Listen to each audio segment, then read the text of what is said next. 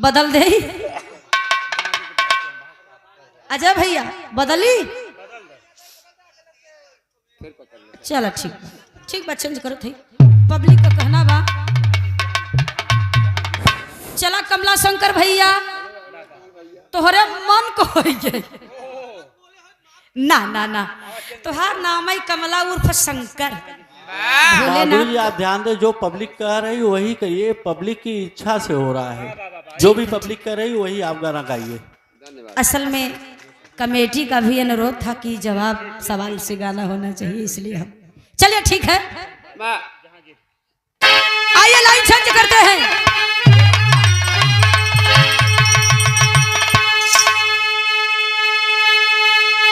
कभी जी भूमिका लिखलन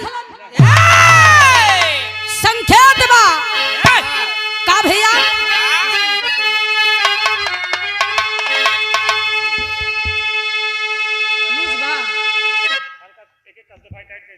हाँ सियान वा लोला नीचे करत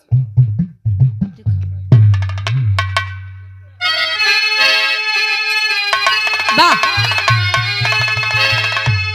क्या इंसानियत के अरे वसूलों पे चलना,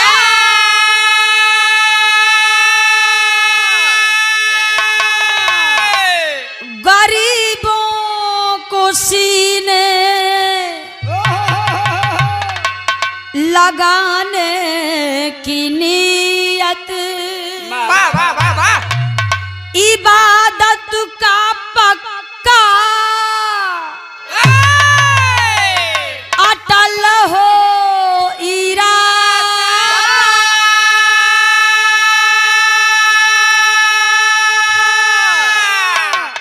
हो इंसाफ जिसकी सबल मालकियत, प्रशासन को आदर्श अरे पथ जो दिखा दे,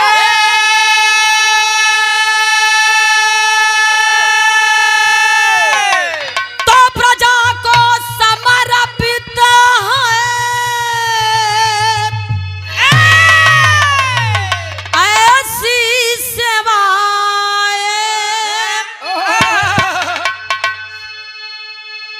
परशुराम ऐसे अरे कोटिक नमन है, जमाना भी उसको सदा सर झुकाए।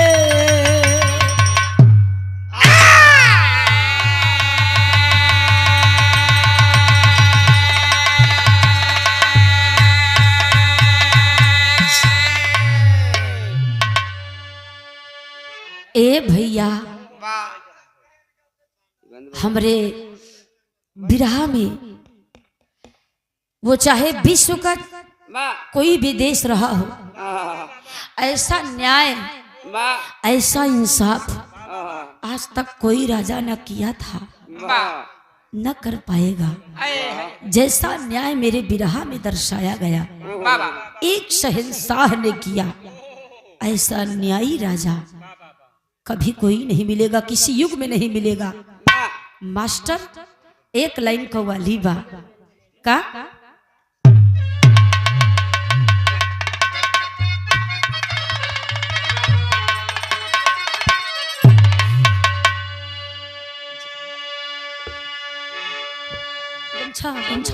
गमछा दो। मुसलमान भाई गाया करते हैं, यहाँ की जनता जनार्दन से निवेदन बा कि बिरहा में बड़ी मेहनत लगेला, अब बिरहा चेंज कैले है, बड़ी मेहनत से गावे चलत है। हम जितना गावे में मेहनत करे, आप लोग सुने में मेहनत कर दिए तो हमार मेहनत सोल हो जाए। उम्मीद बा कि बिरहा पसंद आई। हमारा गुरु जी गावे, परशुराम गुरु जी गावे ई कव्वाली, अरे बिगड़ी मेरी बना जा, बना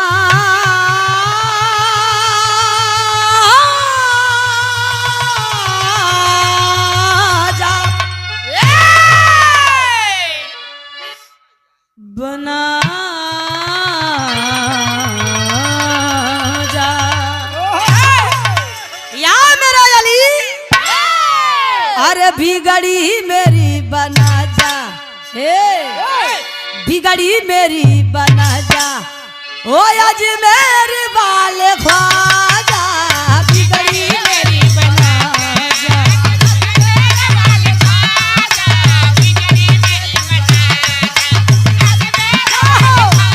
अल्लाहू, क्या बात है। अरे बिगड़ी मेरी बना जा, अजमेर वाले ख्वाजा।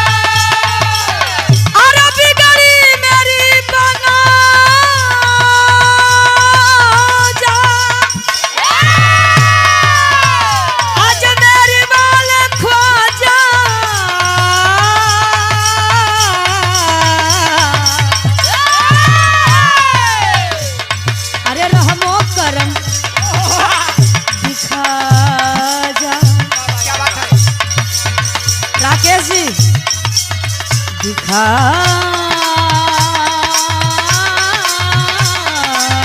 जा, अरे रहमो करम दिखा जा, रहमो करम दिखा जा, अजमेर वाले ख्वाजा।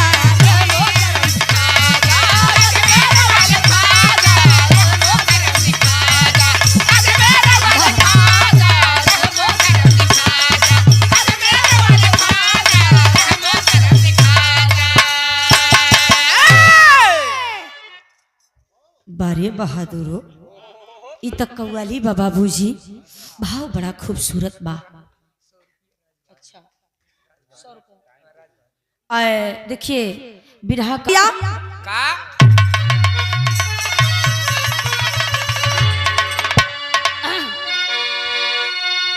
अरे इंसाफ जिंदगी की, जिंदगी जिंदगी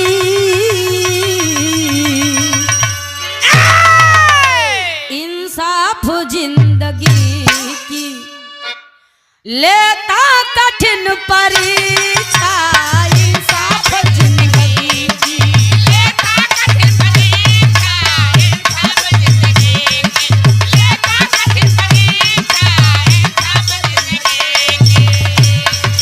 इंसाफ जिंदगी की, लेता कठिन परीक्षा, इंसाफ जिंदगी की, लेता कठिन परीक्षा,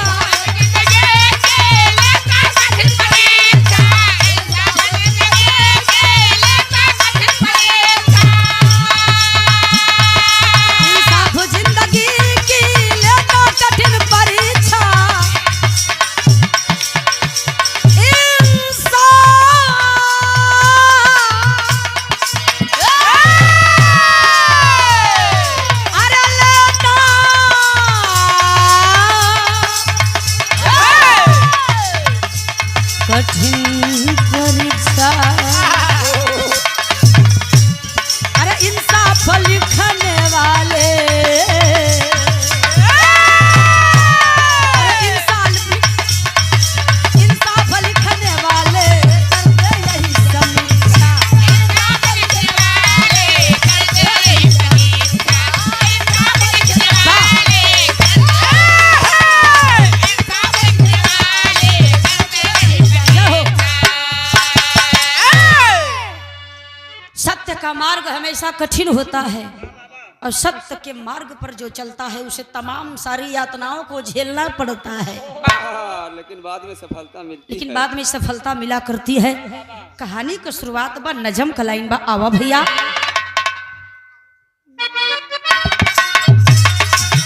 बढ़िया।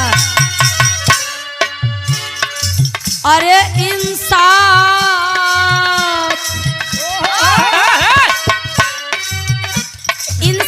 बड़ा है या बड़ी पाक मुहब्बत, आला विवेकशील है या हंसी कूपत। अरे अतीत में था राजतंत्र लोकतंत्र में, अब राजतंत्र दिख रहा है लोकतंत्र में। भारत की सल्तनत थी जहांगीर के कर में, भारत की सल्तनत थी जहां, अरे भारत की सल्तनत थी जहांगीर के कर में, बसी थी बेबी नूर जहां उनकी नजर।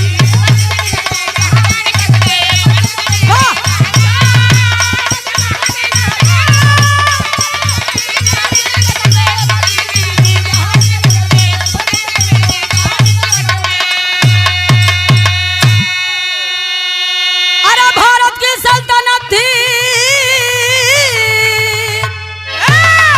जहांगीर के कर में, बसी थी बीबी नूर जहां उनकी नजर में। ए भैया, आगरा में राजधानी थी बादशाह जहांगीर की, तीरंदाजी में माहिर जहांगीर भोजन करना भूल जाया करते थे पर शिकार करना नहीं भूलते थे। रोजाना का नियम था घोड़े पर सवार होते और जंगल में शिकार करने चले जाते। मगर एक दिन जहांगीर घोड़े पर सवार हुए और जंगल में शिकार करने चल पड़े, मगर तब तक बेगम नूर जहां, उस जमाने में जितने शाही घराने थे, जितने राज घराने थे, उन घरानों में सबसे खूबसूरत अगर कोई महिला थी तो बेगम नूर जहां थी। नूर जहां को विश्व सुंदरी माना जाता था। नूर जहां की एक झलक पाने के लिए दुनिया तरसा करती थी। नूर जहां की मोहब्बत में पागल शहंशाह बादशाह जहांगीर, जहांगीर जब ही घोड़वा पर बैठ के सोचला की निकली, तबले नूर जहां पैर पकड़ लेती है, पैरवा पकड़ के कहा हे हुजूर, अरे मेरे हुजूर कहाँ जा रहे हैं? एक दिन शिकार नहीं करेंगे तो क्या हो जाएगा? आप तो शिकार पर चले जाते हैं, मैं किले में अकेली रहती हूँ, मन नहीं लगता। मैं चाहती हूँ कि आप मुझे धनुष बाण से निशाना लगाना सिखा दीजिए। मास्टर भैया गीत लगा था का?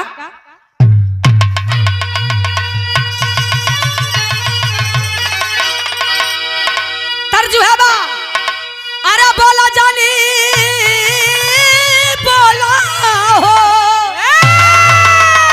अरे बोला जानी बोला हो, बोला जानी बोला, पपिहारा पपिहारा हर के बोला जानी बोला।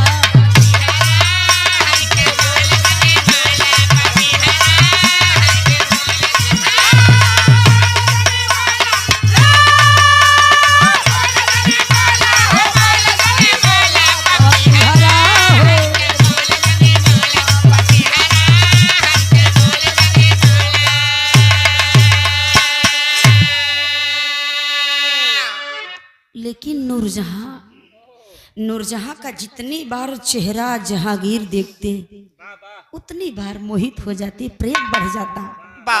जहांगीर उपमा करने लगते और तारीफ करने लगते।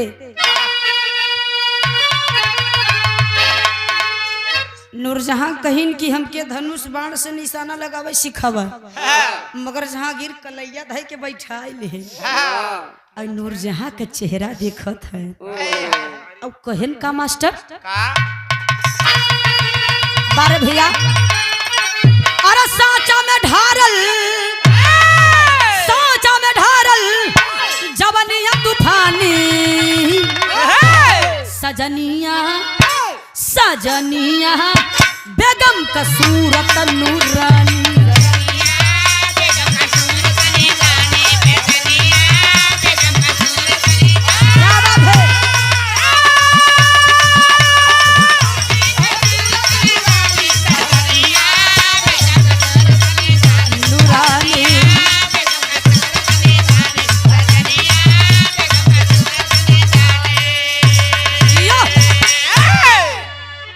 जहांगीर ने कहा तुम्हारी जैसी विश्व सुंदरी कोई दूसरी न होगी।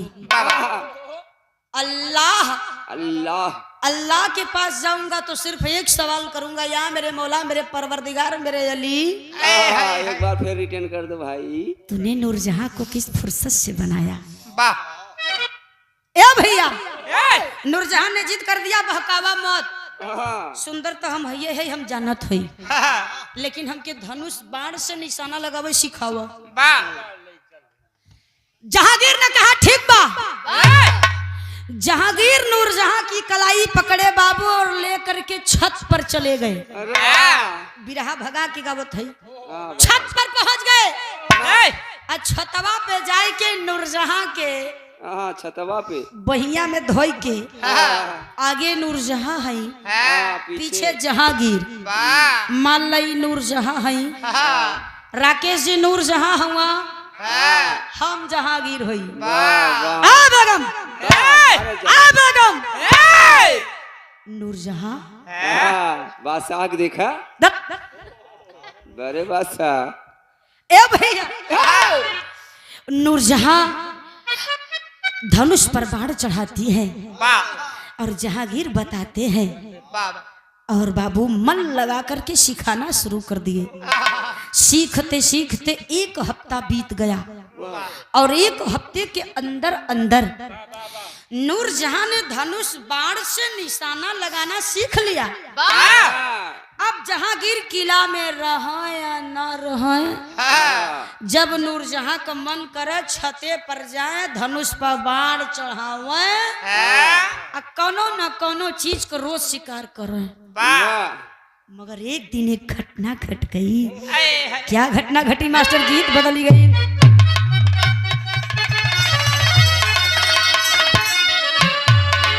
भाव में कहना है, तिरछी नजरिया से बनवा चलाई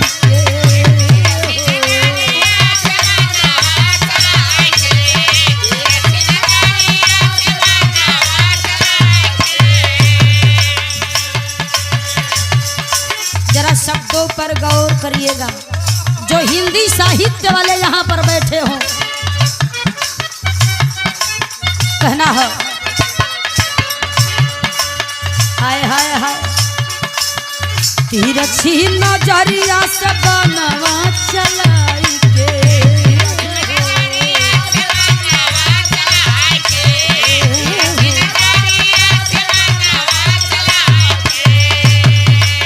छत पर से बनावा चलावा सजनी, छत पर से बनावा चलावा सजनी, रोज साध के निशानवा लगावा सजनी।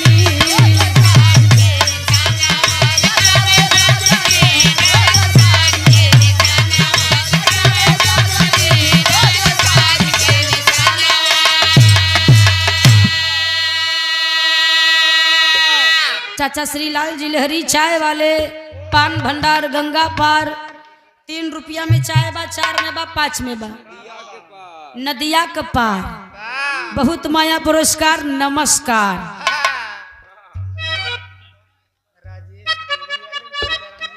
राजेश डेरी वाले, उनके पिता श्री बंडा वाले, राम जी अमन चाचा जी, बहुत बहुत पहले की प्रणाम नमस्कार बा।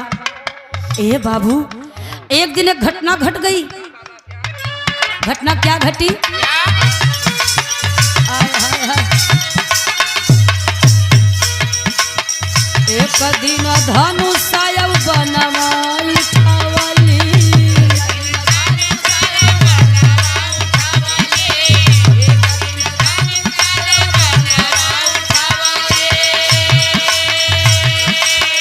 एक दिन धनुषा और बनवा उठावली, यमुना की ओरिया नजरिया घूमवली।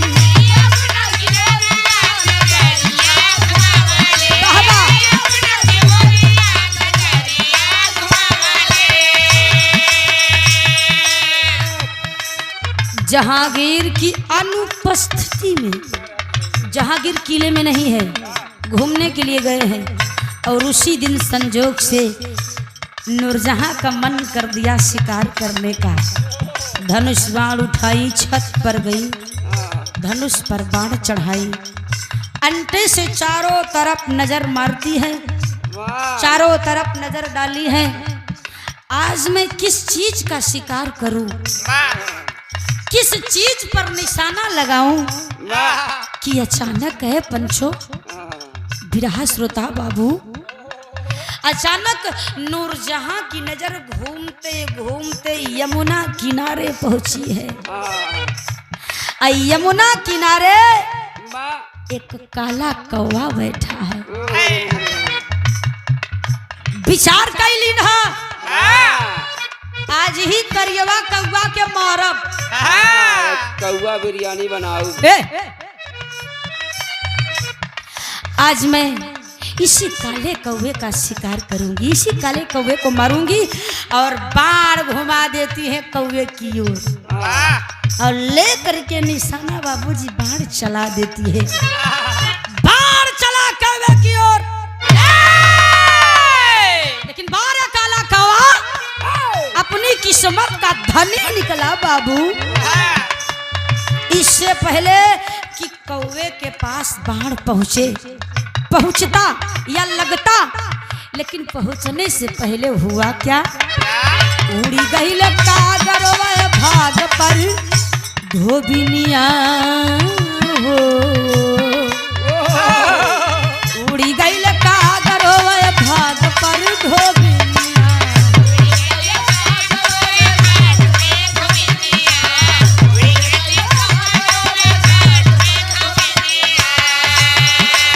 झारा झारा आंसुआ,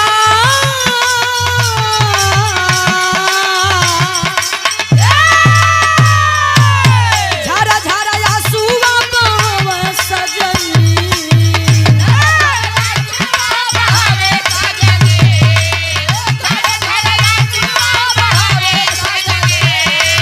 झारा झारा आंसुआ बाबा सजनी, तारो साध के निशानवा लगावे सजनी।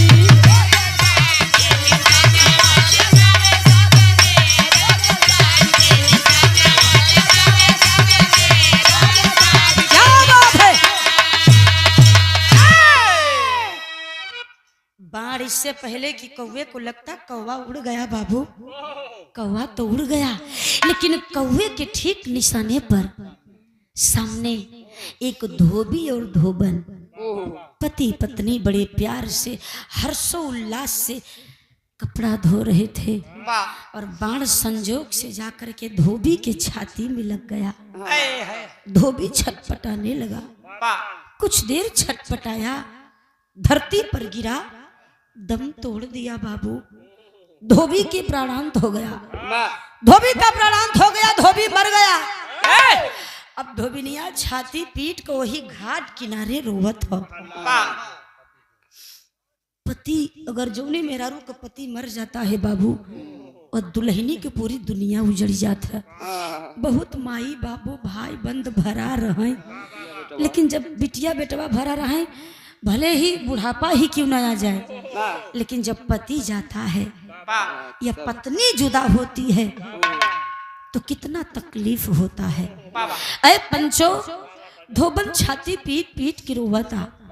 आप लोगन का जैसन कुछ समझदार बुद्धिमान आदमी उसी रास्ते से लौट रहे हैं, नजर पड़ी धोबिन रो रही है, पहुंच गए धोबन के पास। क्या बात है, क्यों रो रही है? बगल में नजर डालते हैं तो धोबी मरा है, छाती में बाण लगा है, धरती लहूलुहान है। लोगों ने कहा तेरे पति को किसने मारा? कौन हत्यारा है तेरे पति का?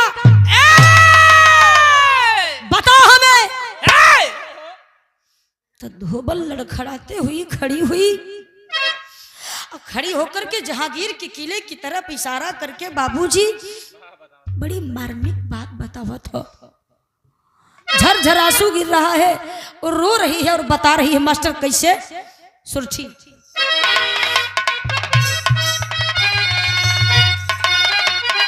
आए हैं। जिया भैया, राजेश भैया डेयरी वाले, उनके पिता राम यवन जी बंडा वाले, बहुत माया पुरस्कार सम्मान बा। कहना है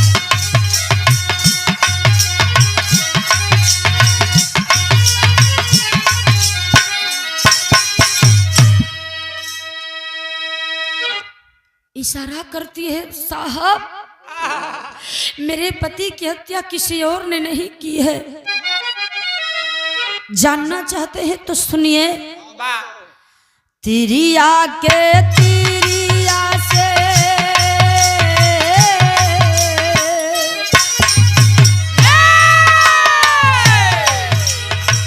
तिरिया के तिरिया से तिरिया रोवले तीरे, तिरिया रोवले तीरे गैला सनुरावा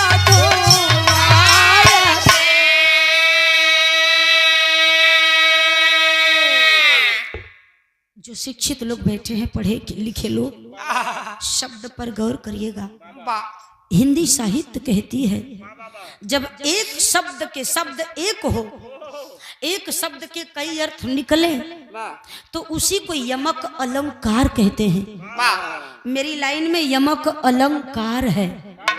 मैं उदाहरण स्वरूप बताती हूँ।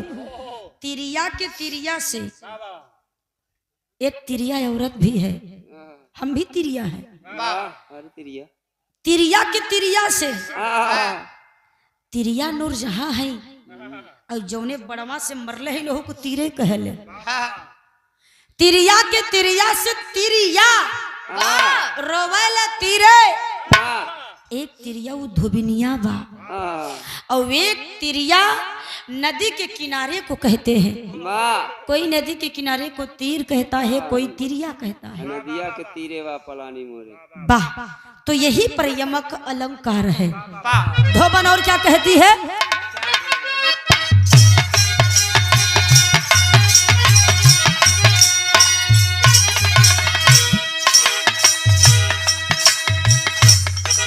रोते रोते धोबन लोगों के पैरों पर गिर गई। भैया मुझे न्याय चाहिए, पति की सिवाय दुनिया में कोई नहीं है, इंसाफ दिलावा भैया। बेगम जी बेगम भैली,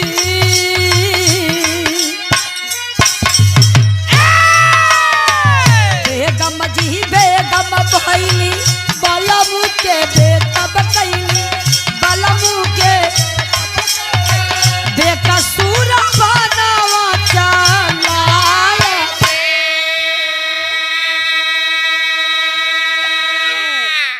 बेगम नूरजहां बेगम होकर के मेरे पति के सीने पर वार किया और मेरा सुहाग दुनिया से चला गया। मैं किसके सहारे जिंदा रहूंगी? मुझे इंसाफ चाहिए। लोग आग बबूला हो गए। अरे शाही शासन है, मुगलिया शासन है, इसका मतलब ये नहीं है कि हम गरीबों की जिंदगी नहीं है। हमारी जिंदगी से खेलने नहीं दूंगा। तुम्हें इंसाफ मिलेगा, चिंता मत कर धोबन, तुझे न्याय मिलेगा। आधा लोगों करे मर्द का लाश उठाएं और 4 लोग धोबन को पकड़ लेते हैं। पहुंच गए शहंशाह जहांगीर के किले पर।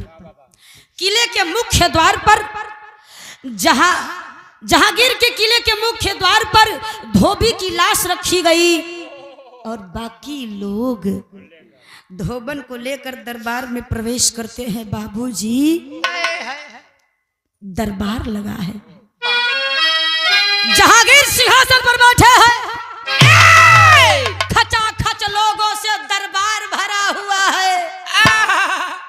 लड़खड़ाते हुए धोबन आवाज लगाई है, तेरी में कहना बा कि अरे मोरे राम से नूरवा जिनका माटी होई गवा,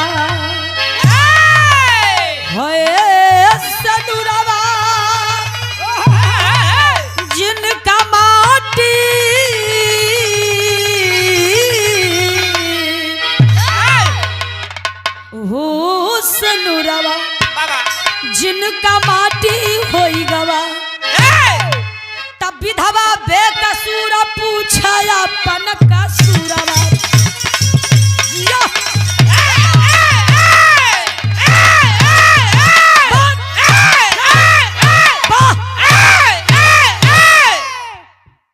ए भैया आखिरकार में आवाज देती है मुझे न्याय चाहिए हुजूर मुझे न्याय चाहिए कह करके बाबूजी जमीन में गिर जाती है धरती पर गिर पड़ी जो लोग उसके साथ थे फौरन उसको उठा करके खड़ा करते हैं धोबन खड़ी हो गई जहांगीर ने कहा कौन हो तुम किस न्याय की बात करती हो ऐ पंचो धोबन ने कहा मेरे पति की हत्या हुई है हुजूर और ये गरीब अबला आपसे न्याय मांगने आई है जहांगीर ने कहा किसने तेरे पति की हत्या की है किसने किया है वादा करता हूं खुदा कसम ये जहांगीर तुझे न्याय दिलाएगा बोल किसने तेरे पति की हत्या की है तब धोबिनिया कलश हुजूर मेरे पति की हत्या किसी और ने नहीं किसी बाहरी ने नहीं आपकी बेगम नूरजहां ने किया है डांट कर बोला जहांगीर क्या बकती है पागल हो गई है मेरी बेगम मैं नहीं मान सकता और यदि मेरी बेगम ने तेरे पति की हत्या की है तो क्या प्रमाण है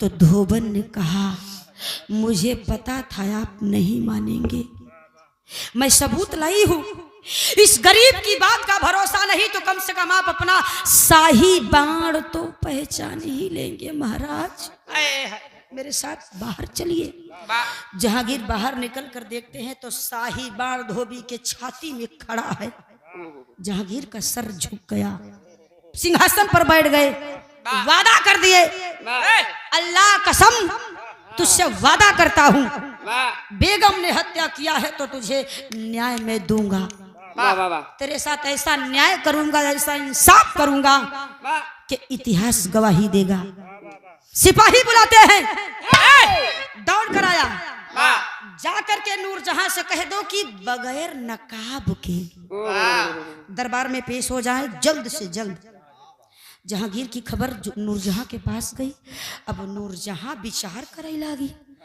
आन दैया तो पर्दा में जात रहे और आज हमार शौहर हमें बिना पर्दा को बुलाए हैं नूरजहां तैयार होती है और बगैर नकाब के चेहरे पर बाबू दरबार में प्रवेश करती है मास्टर तरज लगा था का यह हमारा आखिरी होने वाला बात गौर करेंगे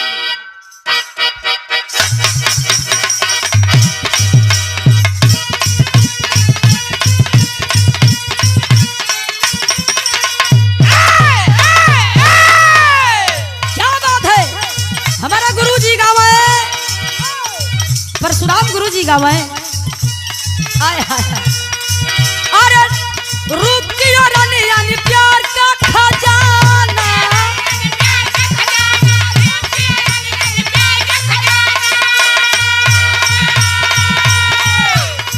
ई तो हमार भाव बा पर एक लाइन गीत बता देत होई तू गावे बाहे पूरा भैया बयार का झकोरा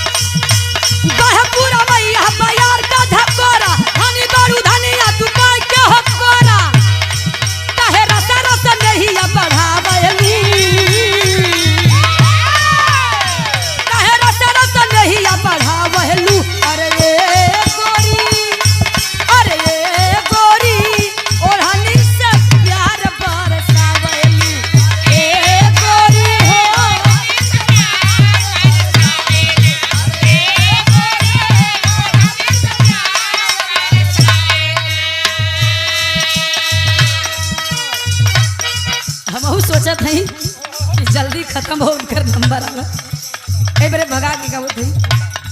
भाव में गौर करेंगे। नूरजहां बेगम आ गई। नूरजहां मेरी जाने मन ए भैया वाह सिंहासन पर जहांगीर बगल में बैठा लिए वाह और सिंहासन पर जब नूरजहां बैठ गई तो जहांगीर भरे दरबार में नूरजहां के गाल पर हाथ से हिलाते हुए कहते हैं अल्लाह ने मेरी किस्मत क्या बनाई कि तुम्हें सीधे मेरी झोली में ही डाल दिया। बहुत अच्छा कर्म किया होगा मैंने मेरी जाने मन। ऐ मेरी बेगम मेरी जाने तमन्ना बारे तो हर जाने तमन्ना।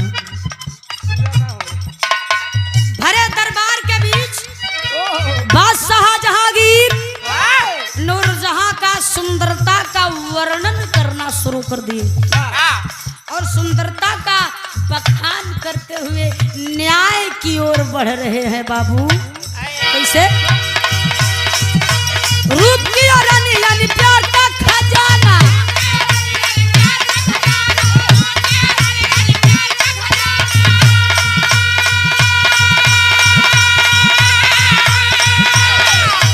हुसैन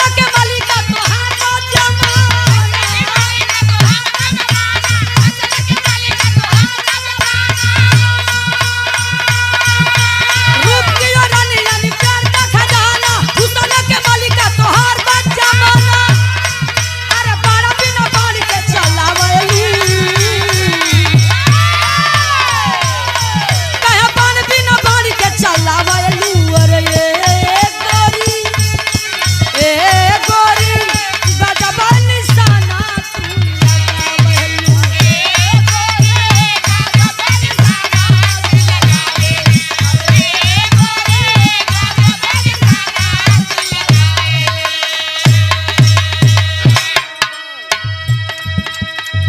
जहांगीर ने कहा नूरजहां मैं जो जो पूछूं सिर्फ सच सच हाँ या ना में जवाब देना।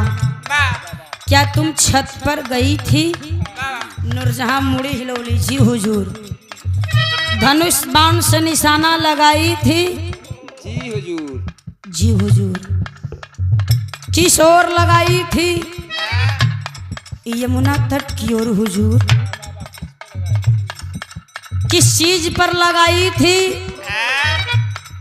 हुजूर काले कौवे पर।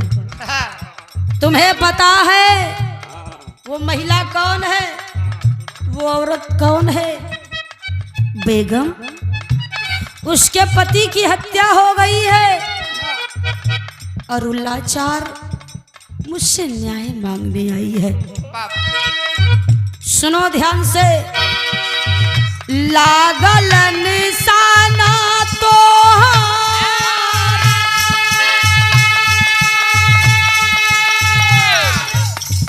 आज धोबी घाट पे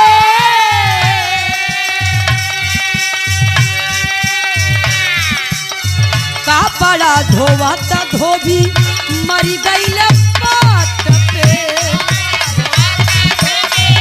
मरी गई पाट पे।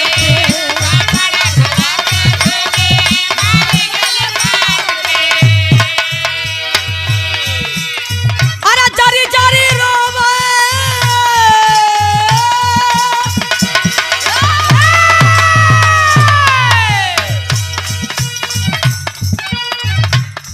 जो तुमने बाण चलाया वो किसी कौवे को नहीं लगा, उस महिला के पति को लगा। उसका पति मर गया है और वो तड़प तड़प कर रो रही है, मुझसे न्याय मांग रही है। मैं ऐसे जब असमंजस में कभी नहीं फंसा था नूरजहां। जानती हो मैंने तुम्हें भरे दरबार में क्यों बुलाया है? मैंने सोचा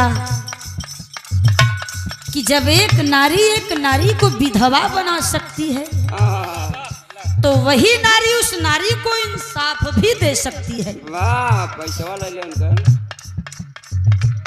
श्री लाल जी लहरी चाय वाले नदिया पार, आपके तरफ से बड़ी माया पुरस्कार। नमस्कार राजेश डेरी वाले भैया के फादर राम जियावन बंडा वाले, बड़ी माया पुरस्कार सम्मान बा। ए भैया, मैंने तुम्हें बुलाया है क्योंकि तुमने उसके पति की हत्या की है, तो जहांगीर चाहता है कि आज उसको न्याय तुम ही दो। नूरजहां जब सुनी तो कान सन्न हो गया, या अल्लाह ये मुझसे क्या हो गया। अरे जारी जारी रोवा जकर से अनुराध होवा,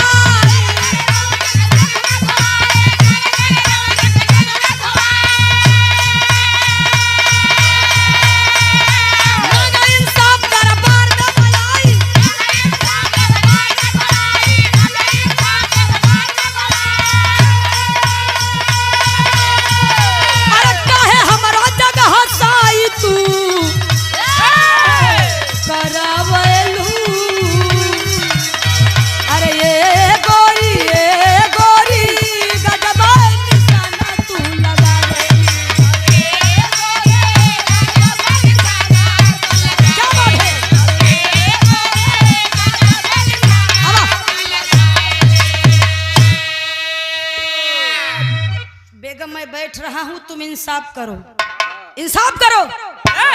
जहांगीर सिंहासन पर बैठ गए, नूरजहां खड़ी की खड़ी रह गई। काफी समय बीत गया, और जब काफी समय बीत गया तो बादशाह अकबर जहांगीर क्रोध में लाल होकर खड़े हो गए, डांट कर बोले, सन्नाटा खींचने का मतलब क्या है। सन्नाटा खींचने का मतलब यह है कि तुम किसी की जान ले सकती हो पर किसी के साथ इंसाफ नहीं कर सकती। ऐ महलों में रहने वाली, तुझे क्या पता कि गरीब की जिंदगी कैसे कटा करती है। गरीब रोज कुआं खोदता है, रोज पानी पीता है, कभी उसे भूखे पेट सोना पड़ता है, कभी उसके बच्चों को भूखे पेट सोना पड़ता है, और तूने एक मासूम अबला को विधवा बना दिया।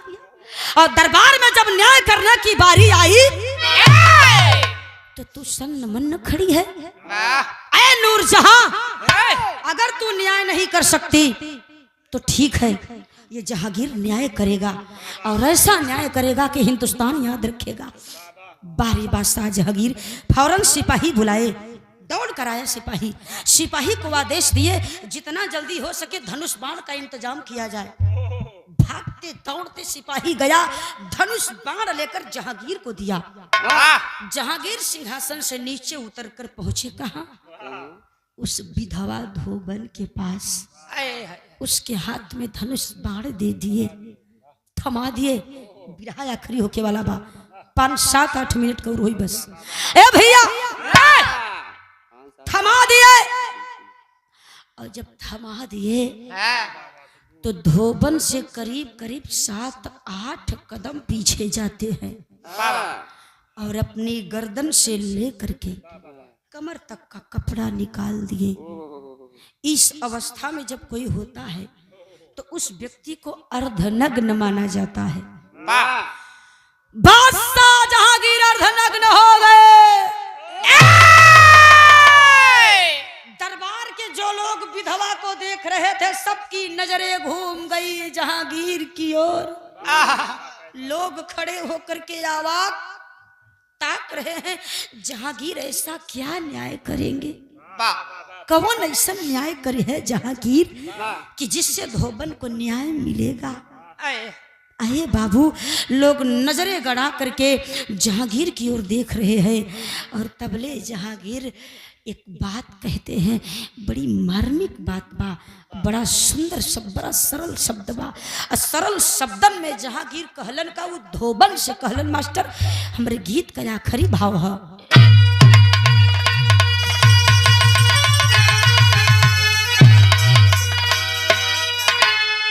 राजेश भैया डेरी वाले, उनके फादर बंडा वाले, बड़ी माया पुरस्कार सम्मान बा का।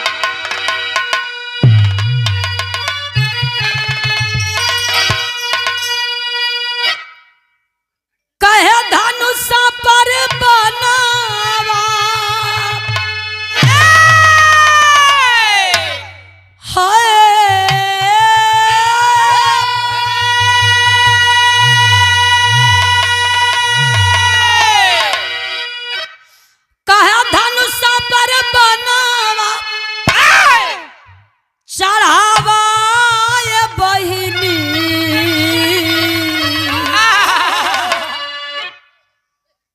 हई खुलल सिनवा हई खुलल सिनवा पर चलावा ये बहिनी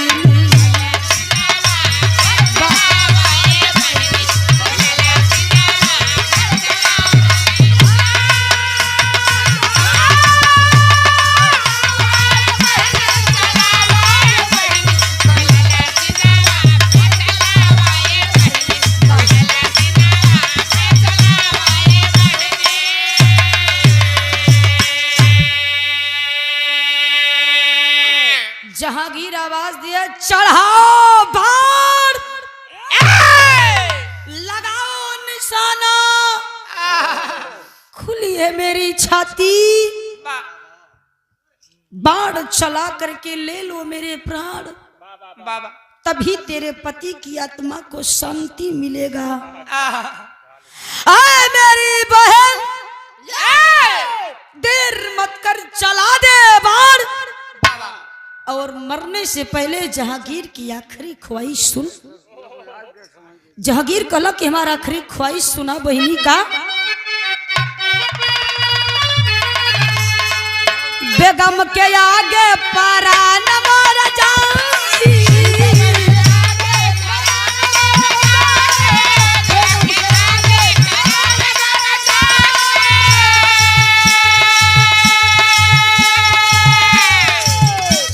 मेरी इच्छा है कि मेरे प्राण इस घमंडी विश्व सुंदरी मेरी बेगम नूरजहां के सामने मेरे प्राण निकले। बेगम के आगे परा न मारा जाई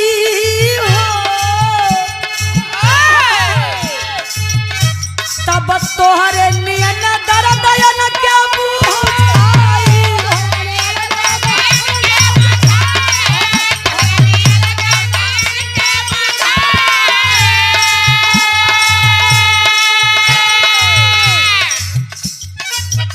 तेरा दर्द बेगम तब महसूस करेगी जब मेरे प्राण इसके सामने निकलेंगे।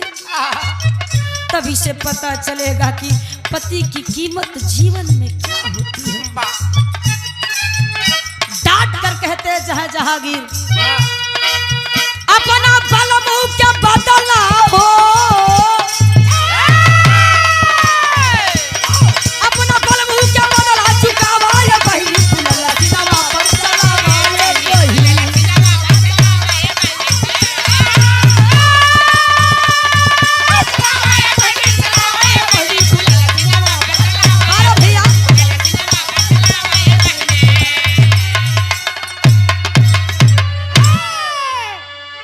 आल्हा के लाइन में कहना बा मास्टर कहा कहना बा अब राजेश भैया डेरी वाले उनके फादर राम जीवन बंडा वाले प्रणाम सम्मान बका।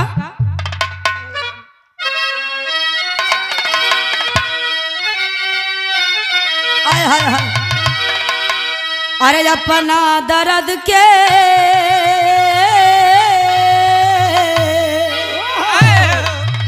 अपना दर्द के यह सास सबके होला बाबू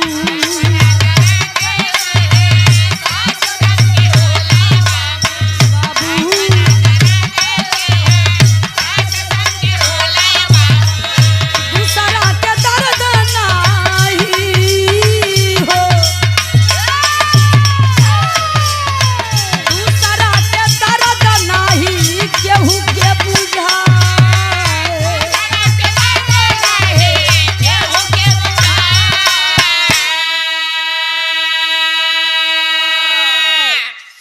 अपन एड़ी फटी बा ओकर दर्द तो है ही जनबा आ दूसर के का बकदा सरवा रच के फटी बा झूठे से चिल्लाता झूठे सरवा चिल्लाता रच के कटाई बा ओहिम सीसू मचाई बा तब बाबू कहना बका दूसरा के दर्द आया है सास जे करावे भैया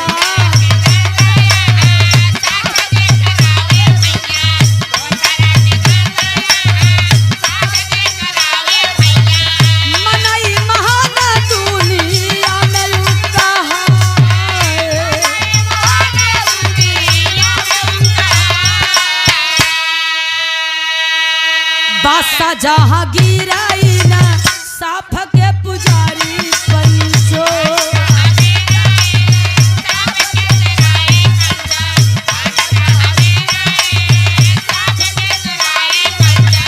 जिनका आदर्शवादी न्याय कहलाए यो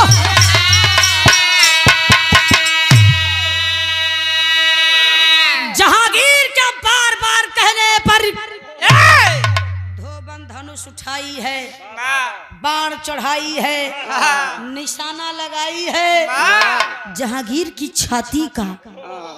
और जब निशाना लगाती है, अब जो जनता बैठी है, प्रजा बैठी है, प्रजा सोच रही है कि अब धोबिनिया मार दे, जहांगीर को मार देगी। ना छोड़ी भाई, अगर पति के मरले हुए इनकर मेहरारू ना छोड़ी, मार दही। मगर बाबूजी, धोबन का दुनिया में पति के सिवाय कोई नहीं था। हमारे समाज में आजकल ये चलत है कि गरीब गुरबा के बहन बिटिया के क्यों आजकल बहन नहीं कह चाहत। आप लोग समाज में देखते हैं, देखने को मिलेगा कि किसी नीचे से नीचे जात की लड़की अगर केहू का भैया कह दे तो कर नाक 2 इंची सुकुड़ जाए।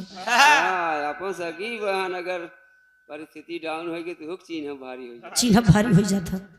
आए पंचो, कहीं का अर्थ कहीं, लेकिन वाकई में बड़ी सुंदर बात ही कहलन है। आज धोबन बहन शब्द कभी सुनी ही नहीं थी, उसका कोई भाई नहीं था। और जब इतनी बड़ी सल्तनत का मालिक एक शहंशाह राजा होकर के भरे दरबार में उस धोबन को एक बार नहीं, न जाने कितनी बार बहन शब्द से पुकारा, तो धोबन का बाबू कलेजा पिघल गया, कलेजा पिघल गया, हाथ ढीले पड़ गए, फेंक देती है धनुष बाण, दौड़ कर गई जहांगीर के पास, कही मुझे न्याय नहीं चाहिए हुजूर, मुझे न्याय नहीं चाहिए, मुझे नहीं पता था कि आप ऐसा इंसाफ करेंगे। मैंने बाण मार के आपकी हत्या अगर कर दी आप तो मर जाएंगे, लेकिन आपकी जगह पर जो राजा बैठेगा आपकी तरह पता नहीं न्यायी होगा कि अन्यायी होगा। मुझे मेरे पति का बदला नहीं चाहिए, नहीं चाहिए हुजूर। और यदि मैंने आपको मार के बदला ले लिया तो आपकी बेगम में और इस गरीब अबला में अंतर क्या रहेगा। उठकर खड़ी हो गई, भाग चली किला की मुख्य द्वार की ओर।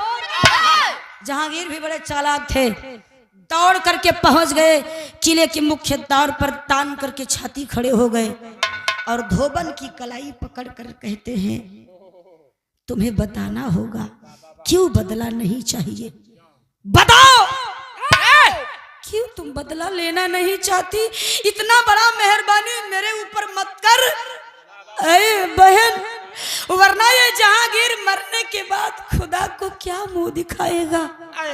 इतना बड़ा एहसान मत कर, क्यों बदला नहीं चाहिए। तब धोबनिया कहला आखिरी लाइन में मास्टर का,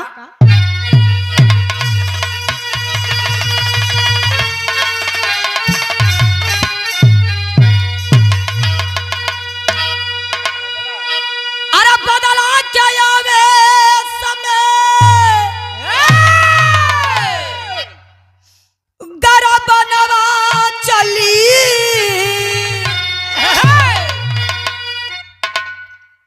तक कहवा तोरे जैसन धर्म का बीरानवा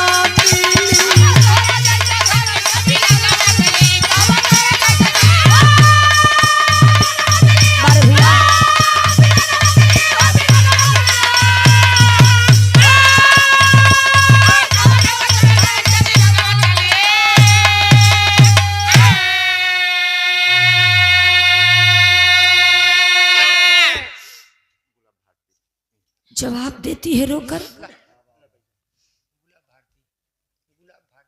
गुलाब भारती भैया 50 रुपया का आशीर्वाद प्रणाम सम्मान बा। जहांगीर का गुणवाद है के लगल रोहे। मेरा पति तो दुनिया में नहीं रहा, लेकिन मैं आपको नहीं मारना चाहती और नहीं मारना चाहती। कारण यह है कि आज तक मुझे किसी ने बहन नहीं पुकारा था। सब मुझसे नफरत किया करते थे और आज आपने भरे दरबार में मुझे बहन कहा है।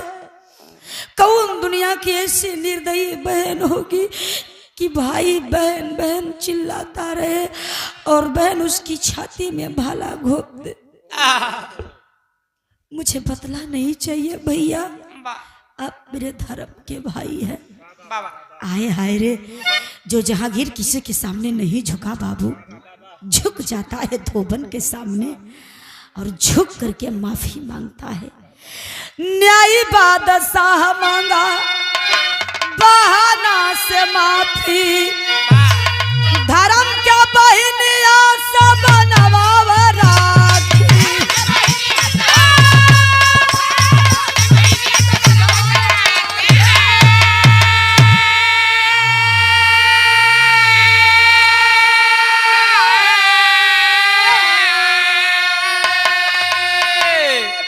नूरजहां की ओर से जहांगीर ने धोबन से माफी मांगा, धर्म की बहन का घोषणा कर दिया भरे दरबार में।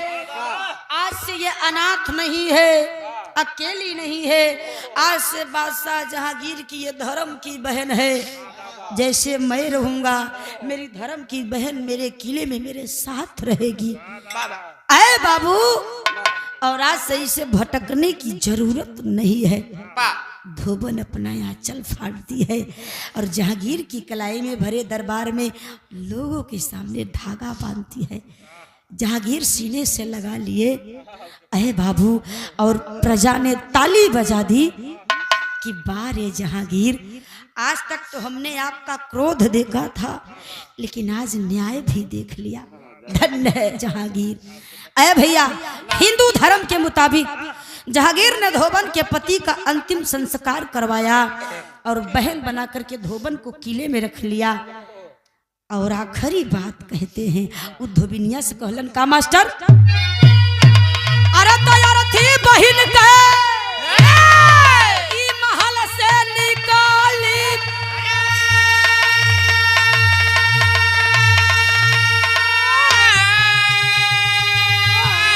अरे कावा तोहरे जैसन धर्म का बहिनी।